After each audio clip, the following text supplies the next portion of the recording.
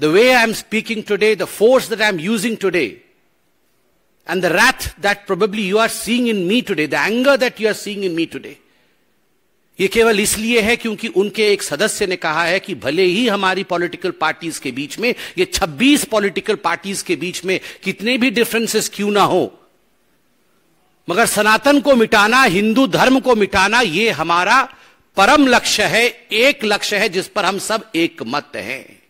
आप बताइए, अगर किसी और धर्म के लिए, किसी और पंथ के लिए ऐसे शब्द का प्रयोग किया गया होता तो आज पूरे विश्व में हाहाकार मच गया होता। ये लोग यूनाइटेड नेशन पहुंच जाते कंप्लेंट लेकर कि देखिए हिंदुस्तान कितना इंटॉलरेंट, हिंदुस्तान में किसी के लिए सम्मान नहीं, और आज हमें डेंगू मलेरिया बताया जा रहा है।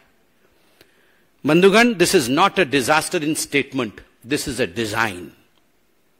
यह ऐसा नहीं हुआ है कि फुट इन माउथ डिजीज हो गया है, कि गलती से किसी के मुंह से निकल गया है और वो उसे डिफेंड नहीं कर पा रहे हैं।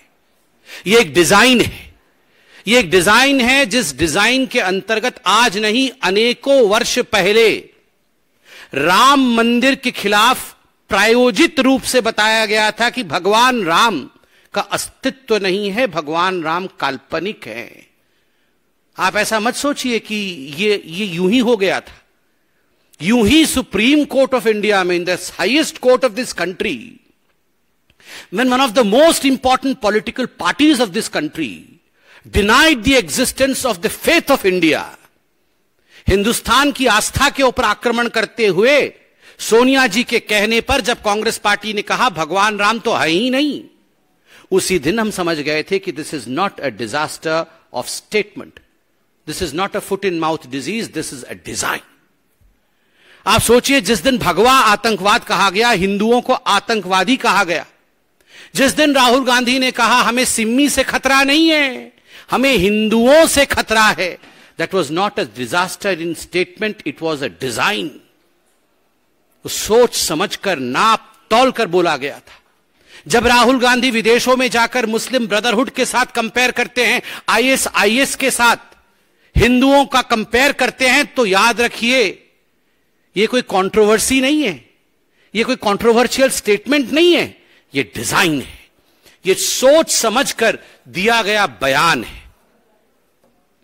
और तो और ये 26 पार्टियां इसमें एक ही हैं, और आज एएचसीसी एंटी हिंदू कोऑर्डिनेशन कमेटी में सभी एक स्वर में हिंदुओं के खिलाफ बोलने वाले हैं। उद्धव ठाकरे जी के स्टेटमेंट से भी it's clear from his statement, उससे भी बात स्पष्ट होता है।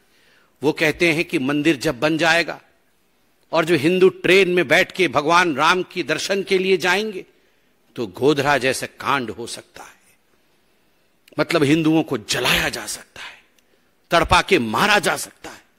इससे घृणक वाक्य और क्या हो सकता है? हम भगवान राम का दर्शन करने जाएंगे, भव्य राम मंदिर बन रहा है, और आप कहेंगे कि गोधरा हो सकता है, और आम आदमी पार्टी उसका समर्थन कर रही कि उद्धव जी बहुत बड़े नेता हैं, कुछ कह रहे हैं तो सोच समझकर कह रहे हैं, गोधरा हो सकता है।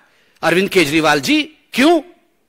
आप तो बड़ा ढोंग चाहते हैं कि मैं तीर्थ यात्रा पे लोगों को भेज रहा हूं। आप तो राम मंदिर के विषय में क्रेडिट स्टीलिंग का प्रयास भी कर रहे थे, क्रेडिट लेने की कोशिश भी कर रहे थे, और आज आपके प्रवक्ता और आपके मंत्री कह रहे हैं कि उद्धव जी ठीक कह रहे हैं, अगर ट्रेन में बैठ के हिंदू जाएंगे देखने के लिए भगवान श्री राम को अयोध्या में तो गोधरा हो सकता है। उद्धव जी का समर्थन कर रहे हैं। समाजवादी पार्टी कह रही है रामचरितमानस को पढ़ना नहीं चाहिए। जिस प्रकार के घृणक शब्दों का प्रयोग श्री रामचरितमानस के लिए उपयोग कर रही है समाजवादी पार्टी, ना कहे तो भला, जिह्वा पे नहीं आ सकता है। और आज सुबह से समाजवादी पार्टी ने प्रेस कॉन्फ्रेंस करके राम मंदिर के खिलाफ स्टेटमेंट दिया है, हिंदुत्व के खिलाफ आज बयान जारी किया है कि राम मंदिर नहीं बनना चाहिए। आरजेडी तिलक लगाने वालों से देश को बर्बाद कर दिया है, यह स्टेटमेंट पढ़ रहा हूं। कल का स्टेटमेंट है उनके एक बहुत बड़े कद्दावर नेता का कि इस देश को यदि किसी ने बर्बाद किया है तो तिलक लगाने वालों ने बर्बाद किया है। आप और हम जब एग्जाम लिखने जाते हैं, आप और हम और हमारे बच्चे जब परीक्षा लिखने जाते हैं, तो हमारी माएं हमारे ललाट पर विजयी भव करके तिलक लगाती हैं।